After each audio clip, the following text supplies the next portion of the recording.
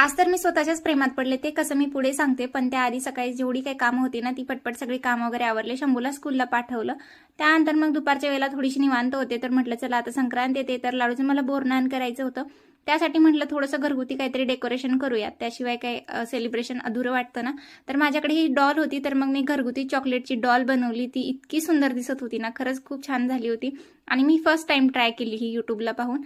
सण तोंडावर आलाय आणि मग मला पार्लर आठवलं, पण पार्लरला जायला खरंच वेळ नव्हता. म्हणून मग म्हटलं चला घरगुतीच आपण क्लीनअप करूया. आणि मग मी हे हिमालयाचे 2 पॅक मागवले होते, जे छोटे पाऊच असतात ते. तर 20 रुपयामध्ये आपलं मग घरगुतीच काम झालं क्लीनअपचं. आणि कुठे पार्लरला जायची गरज पण पडली नाही, कारण हे खूप छान आहे. चेहरा छान क्लीन करून घ्यायचा, त्यानंतर मग आपलं टॉवेलनी कोरडा करायचा आणि त्यावर पहिल्यांदा क्लीनअपचा पॅक लावायचा.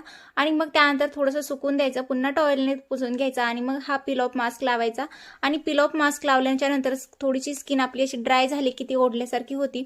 आणि मग छान आपली जी डेड स्किन आहे ती निघून जाते. तर इतकं छान चेहरा ग्लो करत होता. इकडे माझं क्लीनअप होईपर्यंत आत्यांनी तिळाचे लाडू बनवायला घेतले होते आणि त्या लाडू बनवत होत्या.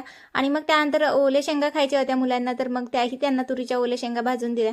चला तर व्हिडिओ कसा वाटला नक्की सांगा. आवडला असेल तर सबस्क्राईब करा. भेटूया उद्या, तोपर्यंत बाय.